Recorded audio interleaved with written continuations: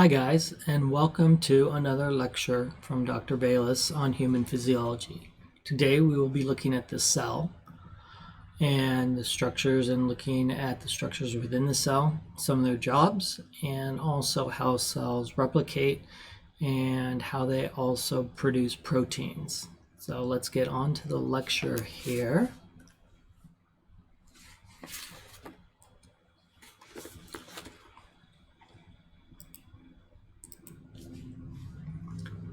So we have to remember, right, that the cell membrane, right, is the outside covering of the cell. It wraps itself around the cell and it allows what keeps the extracellular matrix outside the cell and keeps all the stuff inside the cell, the DNA, the nucleus, the organelles, and the cytoplasm inside. All right. Remember, it's made up of a phospholipid bilayer, which means, right, that it's got two layers thick, and actually the way that it's configured is those lipid chains are directed towards the middle.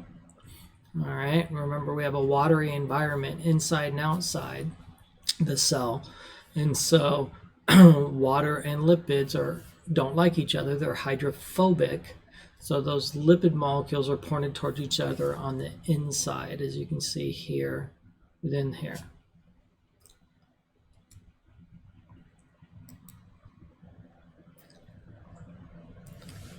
Right. As we also found within the cell membrane, it will be called, a lot of times you'll hear it referenced as a fluid mosaic model.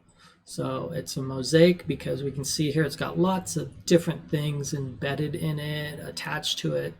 And it's fluid in that it's constantly changing.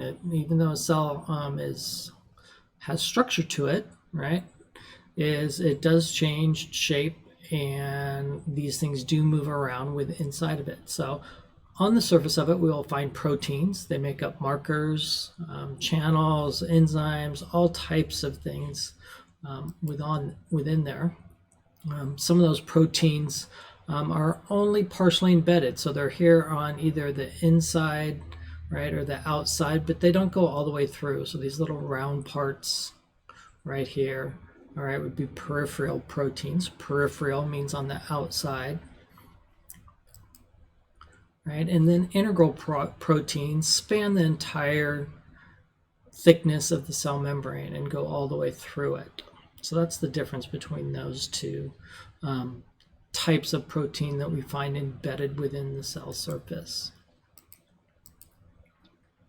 Also within there, we find carbohydrates. Remember from our last lecture, carbs, right, are made up of sugars within there. So glycoproteins, right, glycolipoproteins. So these are things that are both sugar and proteins mixed together, or lipids and proteins, or lipids and sugars mixed together. Also, within the cell, right, some of them have cilia or flagella on it. So a picture of a cell surface under an electron microscope of all these cilia. All right, cilia create movement. So both cilia and flagella, their job is movement. Flagella its job is to move the entire cell like a sperm, right? That's the only cell within the human body that has a flagella. So it's moving the whole cell throughout the body within there, whereas cilia, lots and lots of different epithelial tissue have cilia on them, like in our throat. And it helps, they beat back and forth and create movement and move structures that it captures within it and moves them along its surface. So cilia and flagella are all about movement. Right, and then lastly, we can have microvilli, which means that we just have created all these folds within the surface of the cell membrane. Right, kind of think of it like pleating up a piece of paper, and what that does, it allows you to increase the surface area. So we find microvilli a lot in places where we need absorption, like the intestines. All right, once again, just looking at different types of proteins within embedded.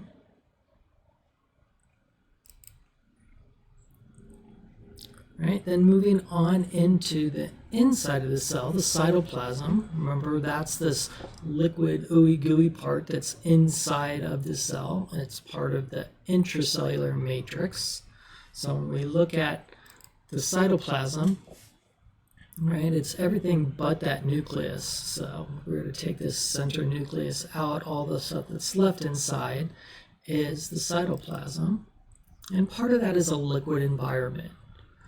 Right, so cytosol is the liquid part of the cytoplasm, but as you can see, there's things floating around within that liquid. Once again, like most fluid in your body, it's predominantly water, but it also contains these microtubules and microfilaments, and they help give structure to it. They help allow highways and things like that, if we look at them within the cell. So let's transition here.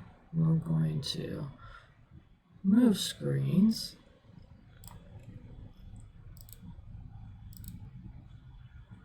All right, I'm going to pull this up here.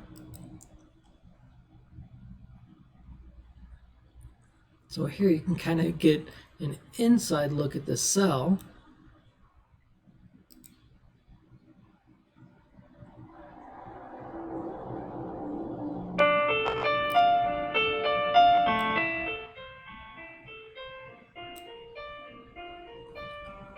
So it's a good animation of what's going on inside of the cell.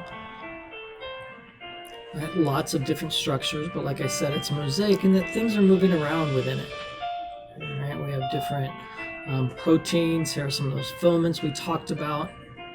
Help hold things together and move them around.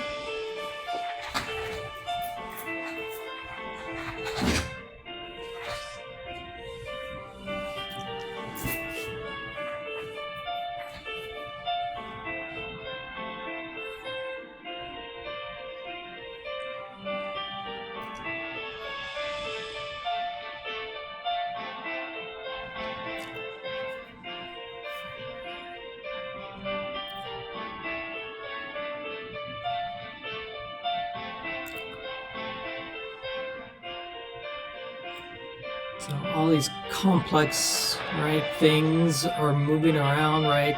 Those highways of microfilaments, cytoskeletons within inside the cell, right, allow things to be able to move along certain pathways within there. So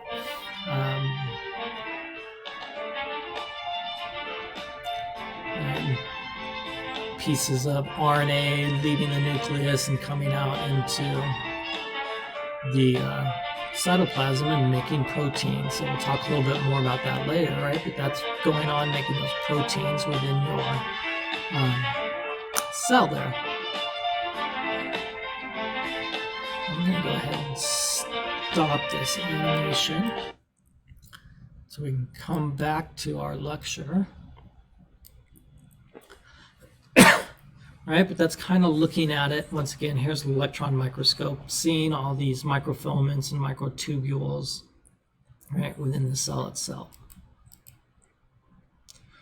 So now some of these organelles. So organelles are structures or factories, I like to think of them, right, within the cell, and they each have specific jobs, just like the different businesses or factories within a city have different jobs. So the first ones are lysosomes and peroxisomes. Lysosomes are little vacuoles that we find within cells, and they contain digestive enzymes.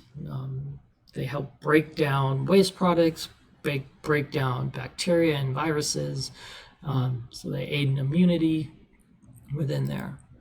All right, peroxisomes are once again vacuoles. So think of them like little Tupperware, right? Whenever we talk about a vacuole, to kind of think of it like a Tupperware within the cell, right? And it's holding things. And in this case, with the peroxisome, it is promotes oxidative reactions. All right, so that's looking at things, helping to fight things with free radicals, breaking down hydrogen peroxide within the body.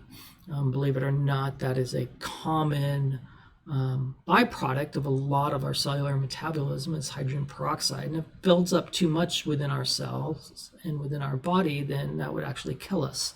So these help get rid of that hydrogen peroxide and turns it back into oxygen and water. Mitochondria, remember from biology classes, right? That's the powerhouse of the cell. So that's where we produce, right, ATP. That's where cellular respiration takes place along those mitochondria. So typically, right, cells that are requiring a lot of energy will have lots of mitochondria within them. So cells, when we look at like muscle cells, have lots of mitochondria in them because they consume lots and lots of energy.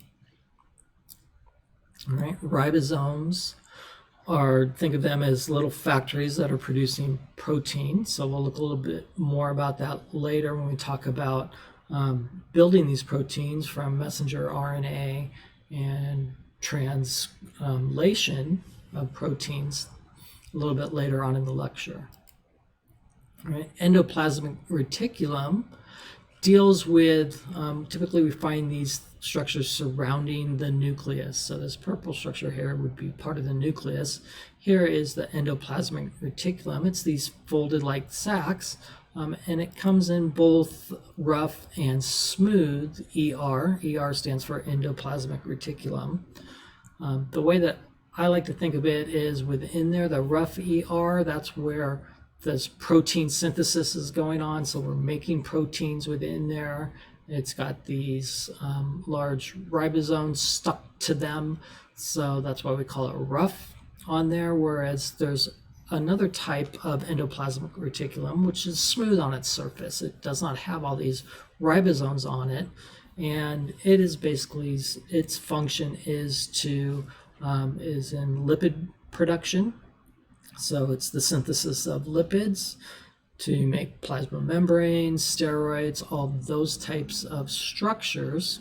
So think of smooth when I think of, right, remember oil is a lipid, right? And oils are really slick, smooth. So hopefully that helps you remember that.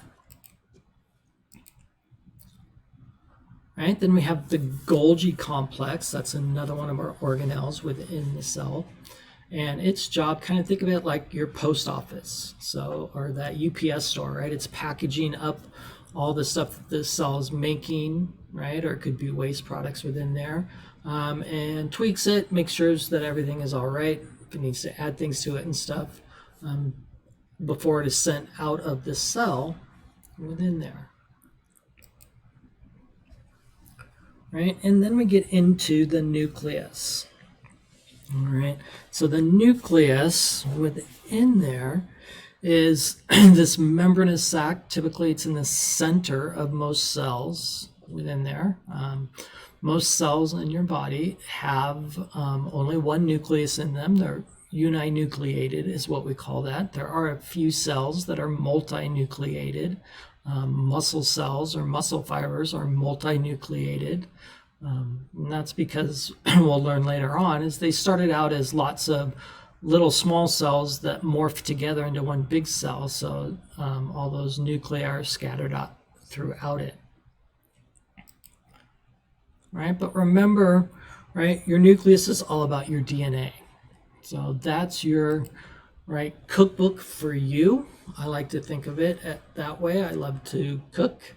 So your DNA is basically that recipe book to make all of you within it. Within it, we find genes, right? Well, and they're put together in things called chromosomes within there. But if we look at the humans, all right, as big as our DNA is, it's a huge, right, within there. And you'll see in a little bit here when we look at talking about it, but there's about 25,000 different coding genes within your DNA, all right? But it's huge, right? If we think of the genome, so that genome, right, is the genes within there. It's made up of about 3 billion base pairs, right? So that's those adenine, guanine, tyrosine, cytosine, right? Those A, G, T, A, C, right? All those components to it, those nucleic acids that are added within there, that make up, right, all of our genes. So of those 3 billion, only a small percentage, only a little bit more than 1%, anywhere from 1 to 2%, actually make specific proteins within there. All right, the rest of it does other things. And so we're finding that out now. Most of that other things is telling, it's kind of like switches, telling that gene to either turn on or turn off, right? It's going to turn on if another gene turns off, and all those types of things. So it's all that instructional coding in between those recipes.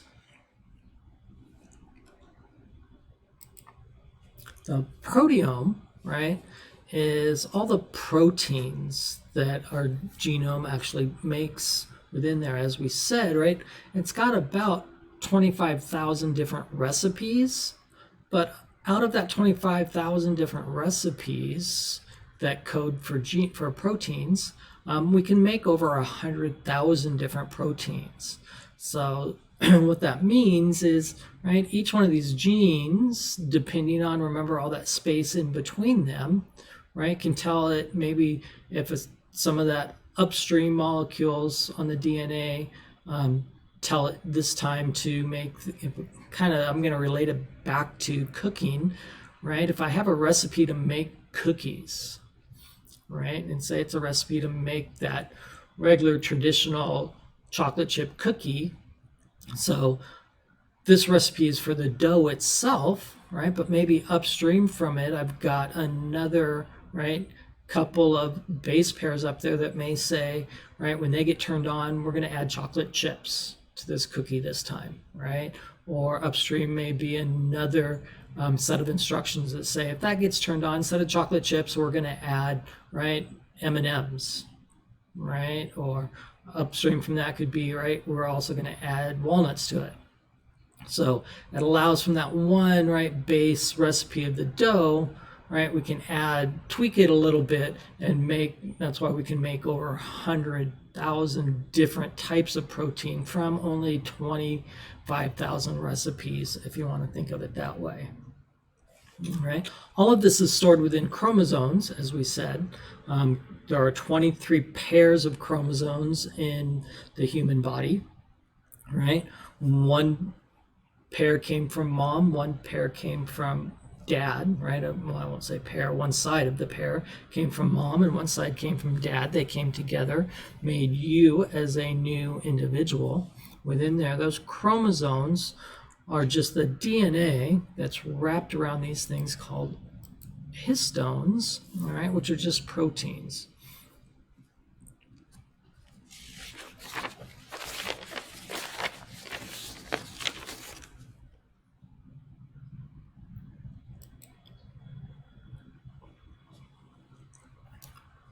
So now what we're going to do is we're going to look at the life cycle of a cell. So when we talk about cells in your body, obviously they come in different types, right? We have different types of cells.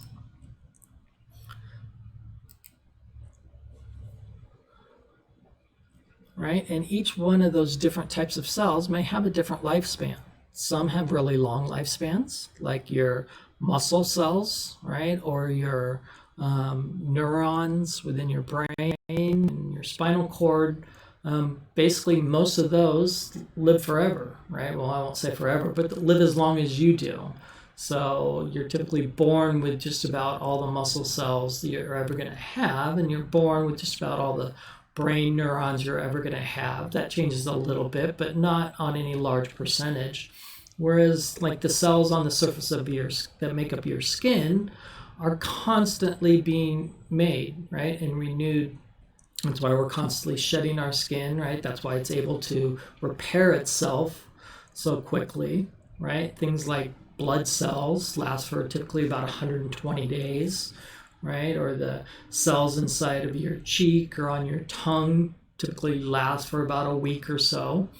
And it just depends on their environment, right? Typically, those that make up coverings and linings have shorter lifespans because they're right more exposed to internal environments that are kind of harsh, and they get damaged, and so they got to be replaced a lot within there. But that's one of the important things of this life cycle of a cell is before it dies, right, it needs to make a copy of itself, or else you would not exist very long. And we can kind of think of our lifespan, right, from when we're born, right, to those first 20, 25 years of age. Our body is growing, right, it's getting bigger within there. So in that case, typically what's happening is, right, we're making more cells and cells are dying off. That's why our tissue gets bigger within there, right? And then kind of where we spend most of the time of our life from about, right, 25 to our later years within there, that's kind of staying stable, right? We're about as many cells today in my body are dying as are being remade, right? And the same within your body. And when we get to those later years, that's kind of why we die in there, is because those cells, right, we stop making new cells and the older cells run out of their lifespan and die and aren't being replaced. So we as an organism are, right, different tissues start to fail, which in turn means our organs start to fail and systems, right? And we eventually die within there. So when we look at this life cycle of a cell, as we said, some have different lifespans, right? But all of them are going to go through the same cycle for the most part. There are a few exceptions, but most of them are going to go through this life. And we're going to divide this circle into two major parts. So here we can see down in this bottom corner, this big green part that makes up a large majority of its cycle, right, of its lifespan. It's going to be what we call interphase. And then we have this smaller phase over here, which is all about division. So this is that last part, right before it dies. So over here, we're starting the cell, starts out, right, and continues along its journey. And towards the end of its life, it's going to replicate, right, and make a copy of itself before it dies off. So that non-dividing part, that interphase, as you can see here, we're going to divide it into three parts, right, or three pieces of pie. We're going to call that the first phase G1, and that's where a cell does its cell growth and its day-to-day job, right, depending what it is. If you're a right, liver cell, right, you're doing liver functions. If you're a cell within your pancreas, right, your day-to-day job may be making insulin, right? If you're a cell within your skin, maybe your day-to-day job is making keratin. So it depends on what type of cell it is, right? They all have different jobs, just like all of us have different jobs out there, but they're all important. Next phase is going to be S phase, okay? S stands for synthesis. So synthesis, that word means to replicate or to make, right? So here what we're doing is we're making a copy of your DNA, right? And hopefully we understand why we want to make a copy of your DNA, right? We want to make a copy of it because, right, from this cell, we're going to make a new cell, a copy. So that new cell needs a copy of the instruction book of you, so it knows what to do to pass on. So this phase right here is where we're going to replicate that DNA. And then the last phase of interphase is G2, which is right here. It's typically the shortest of these three phases. And what the cell is doing there is it's getting ready to divide, to go through division to make a new copy of itself. So it's going to start to copy some of those organelles we just talked about within there, looking at, right, all those mitochondria and other things like that, you have to realize we're now going to have 2 cells in a minute, right? And so we need twice as much of those organelles inside. So that's what it does in G2. From there, we're going to move on into what we call the mitotic phase. And the mitotic phase is where, right, we're now going to divide that nucleus, right? Divide that DNA. Remember, right, back here in S phase, we made a copy of it. So think of me, right, giving you your textbook and you going to the copier and making a copy of it. We want to now make sure when we, right, divide that and give that copy to someone else that it's all in order, right? And right, we haven't included, right, 2 of chapter 1 in one book and not any in the other book. So that's what's going to go on during mitosis, is we're going to divide it and make sure that it all divides evenly. So mitosis in and of itself is made up of 4 phases. All right, so mitosis, that's where we're going to divide, right, divvy up those 2 copies and put them into the 1 copy into each new cell, right? Mitosis itself is made up of 4 phases. And the 4 phases are what we call prophase, metaphase, anaphase, and telophase. I want you to know that there's 4 phases and know the names of those. The acronym is PMAT, so P for prophase, M for metaphase, A for anaphase, T for telophase within there. I'm not concerned that you know what specifically is going on in each one of those phases. They do look differently, and probably from your biology class, you've looked at those, especially with cells of plants. Onion root tip is one we typically look at in biology, where we can actually see a lot of these different divisional stages. And then lastly, the last part of the mitotic phase is, right, I need to pinch off the cell membrane, so I have actually 2 cells. Because at the end of mitosis, right, in that telophase, I just have one big giant cell with 2 nuclei in it, and that would be no good. So that we need to pinch off the cytoplasm so we have 2 new cells within there. So that's that life cycle of a cell. And right, that was mitosis that we looked at. So mitosis is making what we call somatic cells, making body cells within there. So that's all the tissue of your body that constantly needs to be replicated so we can grow and turn into an adult, right? And then stay healthy and repair ourselves from day to day, right, as things happen to us. That's what mitosis is all about. Meiosis is another type of replication, and meiosis we find happening in what we call our gametes. All right, and our gametes are our sex cells. All right, and when we talk about them, we're going to use this term diploid and haploid.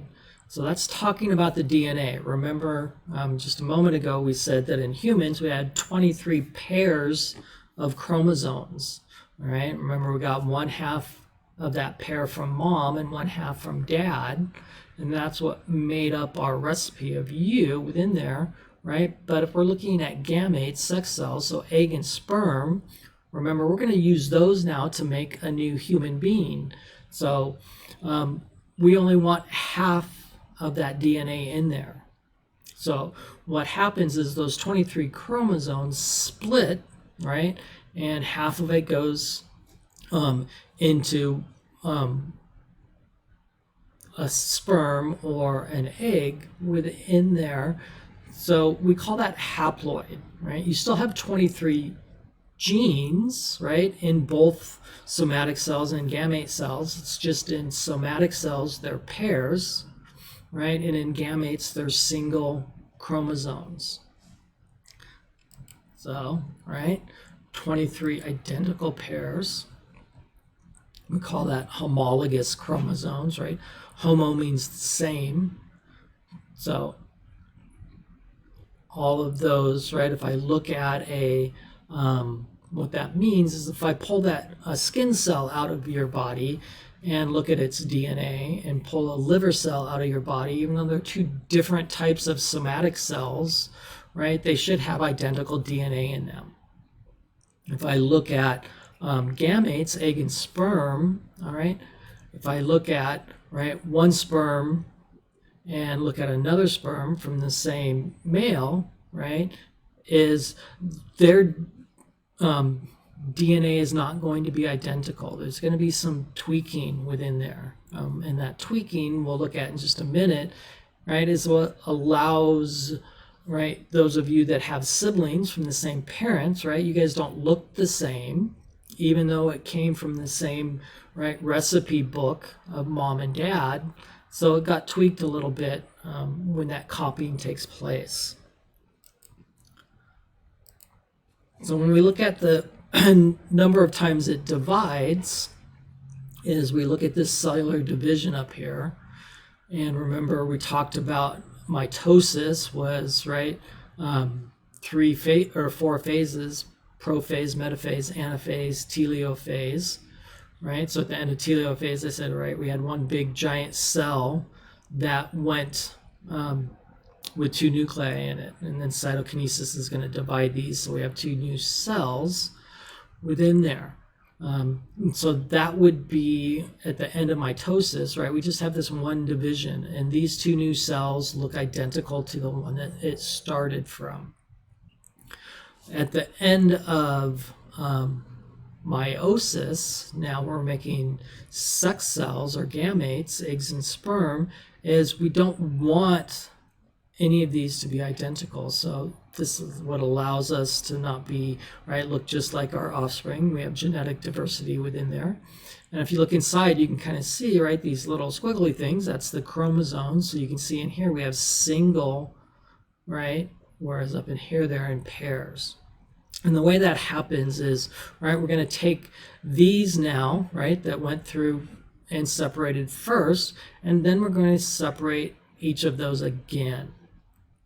But what we have to remember here is, right, what we didn't do is we didn't go back through like a somatic cell would do. We didn't go back and replicate our DNA during that S phase of interphase. So meiosis is basically just going through mitosis twice, right, without replicating the DNA in between the 2 steps. So we have 2 cellular divisions going on. Right, at the end, right, as I stated here, at the end of mitosis, we're going to end up with 2 identical cells. At the end of meiosis, we're going to wind up with 4 cells, and none of them are identical.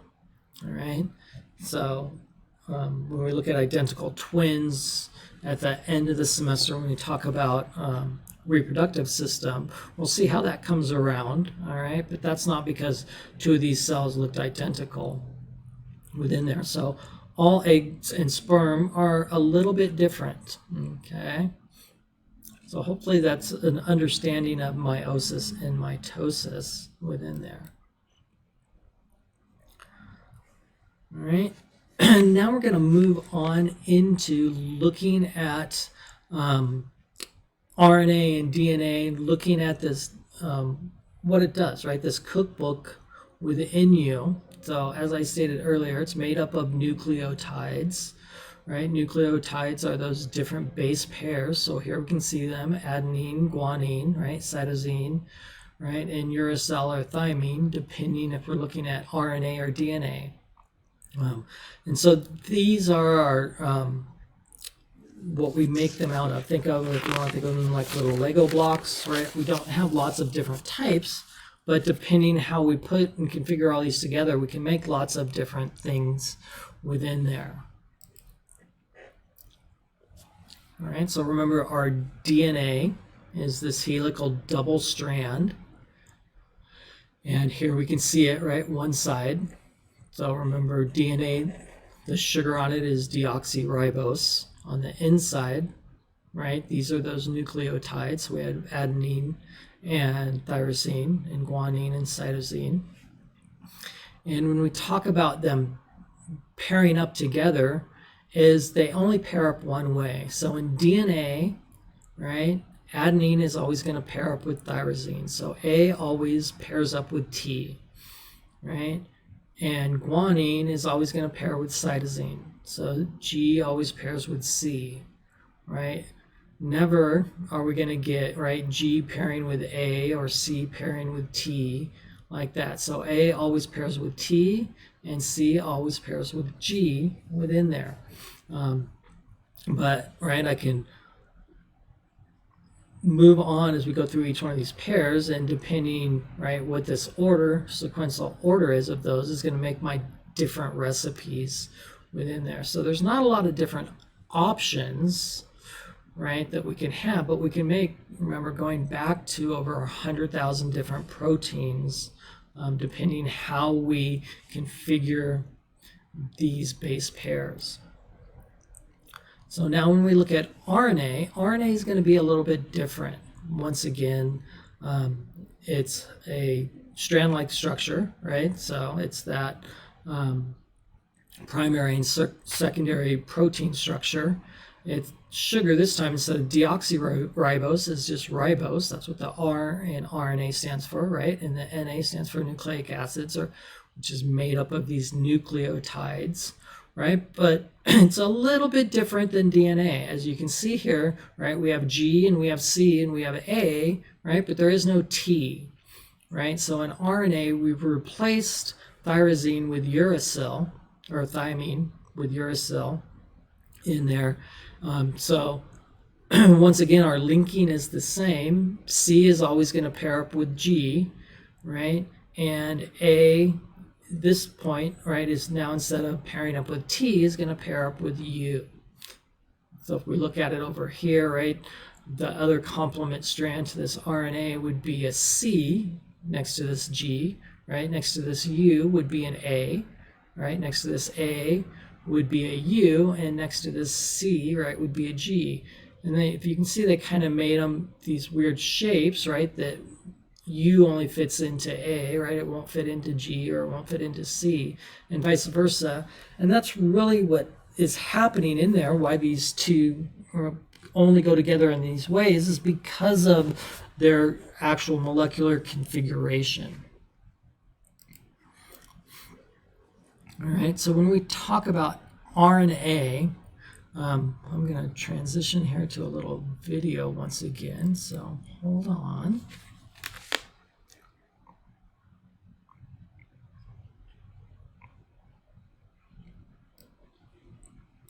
Here is a cell, the basic unit of all living tissue. In most human cells, there is a structure.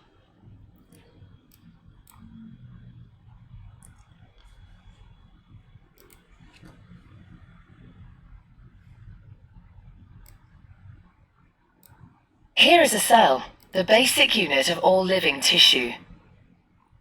In most human cells, there is a structure called a nucleus.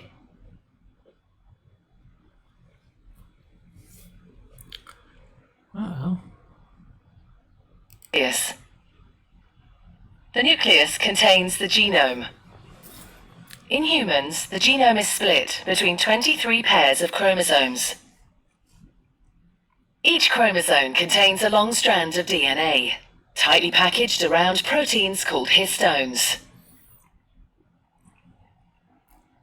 Within the DNA are sections called genes. These genes contain the instructions for making proteins. When a gene is switched on, right, remember, of these base pairs, right, there's about 3 billion of those within your DNA, right? But of that, right, and of our genes within there, there's only about 25,000 that pair up, that make these protein recipes. Enzyme called RNA polymerase attaches to the start of the gene. It moves along the DNA, making a strand of messenger RNA out of free bases in the nucleus. The DNA code determines the order in which the free bases are added to the messenger RNA. This process is called transcription. Right, so as you could see back in there, right, let me move back a little bit. right, you can see, right, C is always pairing with G, right? In this case, since we're making RNA, right, here we have an A. It would normally, right, if it was DNA, on this other side over here would be a T, right? But it's going to link up to a U because it's making RNA here. So it's just going back and forth like this, and we're just reconstructing this. It's called transcription. Before the messenger RNA can be used as a template for the production of proteins, it needs to be processed. This involves removing and adding sections of RNA. The messenger RNA then moves out of the nucleus into the cytoplasm.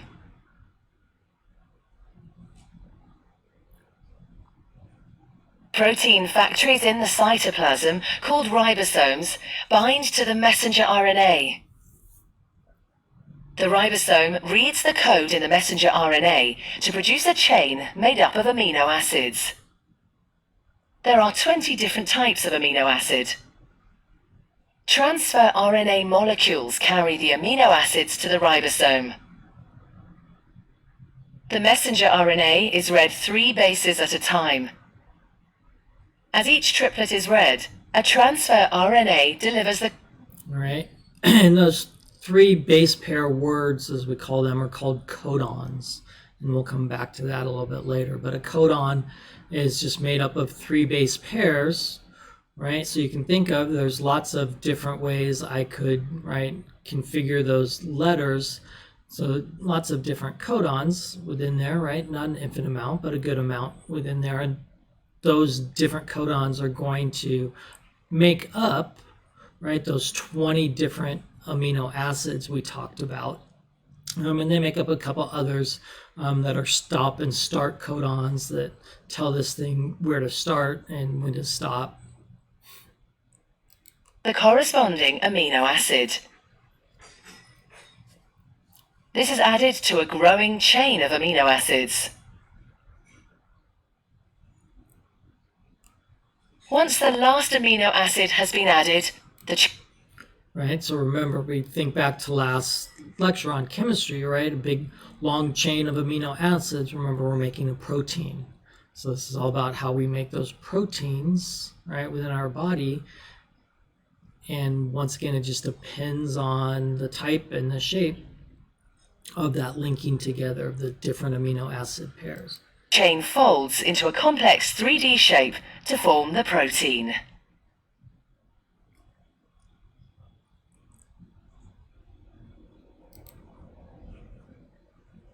Go ahead and get rid of that here. Right. So when we look at what they just talked about within the lecture there, or within that video there, is they were talking about this thing called transcription, right? And translation. So transcription is that first part, right?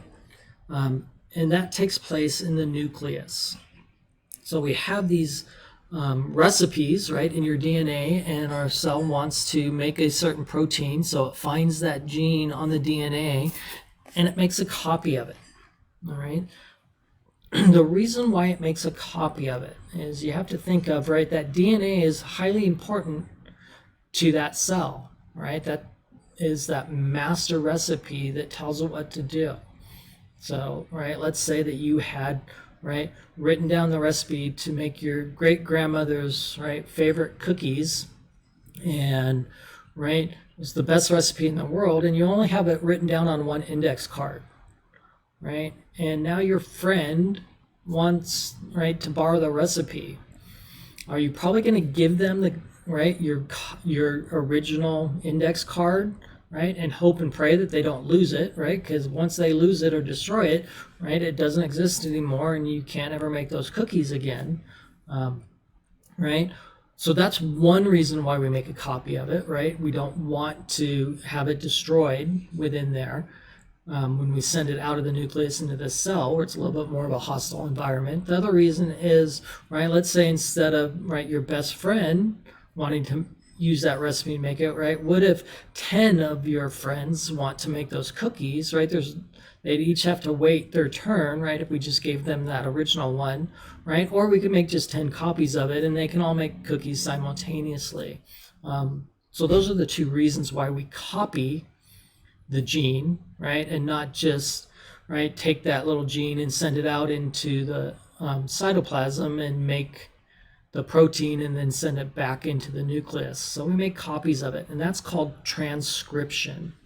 All right, so transcription is all about taking that gene, as they said, right, making a copy of it within there. So we're transcribing it. A scribe is someone that copies text. And if you remember, right, it said before it sent it out of the nucleus is it tweaked it, right? It took some parts out of it, spliced some parts out, and spliced some parts in there, right? That was what I talked about, right? Why we can get that 100,000 different types of proteins from only 25,000 different recipes, because before we send them out to be made, right, we tweak them a little bit, and that's due to those signaling part of the DNA that's up and downstream, what we say from the actual gene itself that we have copied. All right. So when we look at that, these sections that we cut out are actually called introns. So introns are parts of that recipe that we decided at this point in time we don't need, right? We're not going to use them. And then we just paste those exons, the part that we are going to use. So exons are the part of the gene that we are going to use and send out into the cytoplasm. So we bind that together, and here we have a mature, right, mRNA. M stands for messenger, right? So that's that mRNA is the copy of the gene, right? How we want it to ultimately look once we've edited it, and we're going to send that out of the nucleus, out into the cytoplasm to find those little ribosome factories. So that's transcription, right? And then once we send it out into the cytoplasm, now we need to, right, translate it. We need to turn that code into an actual protein, right? We translate something, we're going from, right, one dialogue or dialect to a different dialect, right? English to Spanish, right? Or Chinese to French, right? We're changing it from one thing to another. Here we're changing it from an actual code, right, into actual thing. Think of it, right? This code here, this messenger RNA is that, right, recipe for chocolate chip cookies, right? Now out here in the cytoplasm, we're actually going to take that recipe out and make the cookies, right? So that's what we're doing with translation. We're going from the recipe in your book to the actual real cookies themselves that you can eat within there. So in order to do that, remember we're talking about proteins. So remember, proteins are just long chains of amino acids, right? And if you remember from last chapter, just from that video, there are 20 different types of amino acids in your body that we can link together.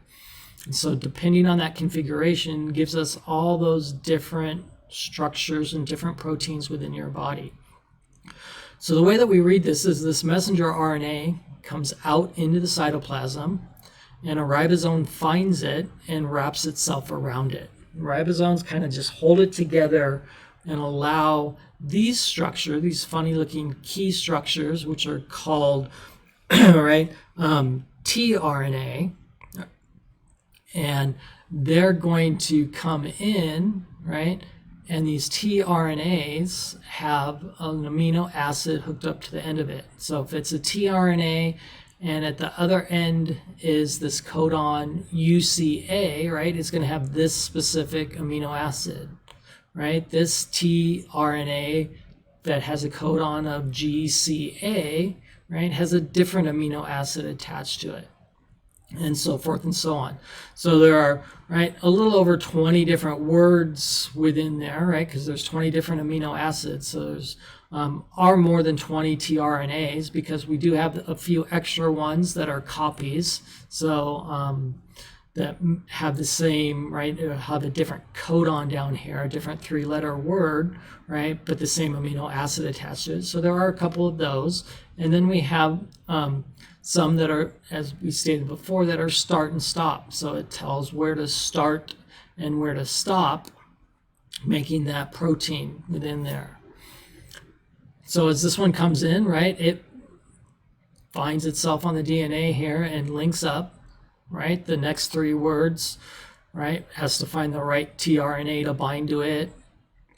And then these amino acids on these ends are going to, right, come together, be linked together from polypeptide bonds. And we start making this long chain as we just chug and plug through here and make these. All right. So that's what's going on, and that is called translation. So translation is actually going from reading the messenger RNA, right, and making the protein. And that happens in the cytoplasm. Whereas back with the other slide, transcription, right, goes from reading our DNA, right, and making messenger RNA. So we're making a copy there, and that all happens inside the nucleus. So hopefully that you understand the difference between the two. So once again, translation.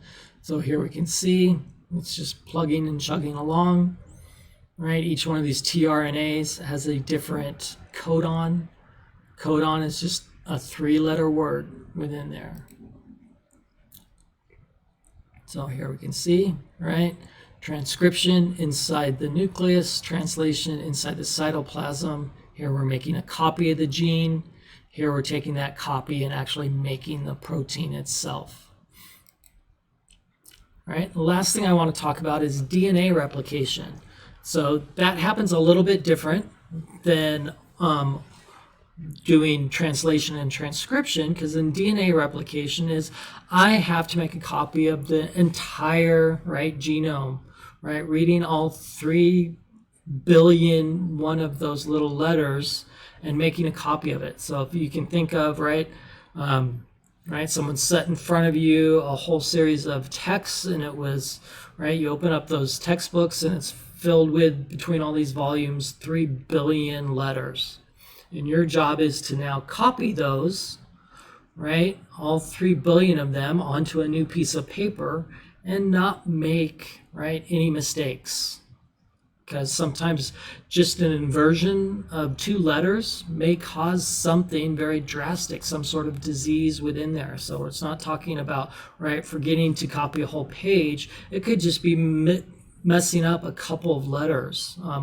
Could cause something very serious, something like cystic fibrosis and such. So highly important. So when we do this, right, remember, once again, this happened in the S part of interphase when we're looking at the cell cycle, right, that DNA synthesis within there. And we have to copy it, right? We want to make sure that it copies itself when we're doing DNA replication the right way, that we don't have any mistakes within there. What happens is an enzyme comes in, right, that's called DNA helicase, right? I knew that was an enzyme just by looking at the word. Remember from last chapter, right? Enzymes end in ASE, so this was an enzyme, and it comes in, and it's going to, remember, DNA is a double-stranded helix, so it's going to come in and break these hydrogen bonds holding the base pairs together and unravels it.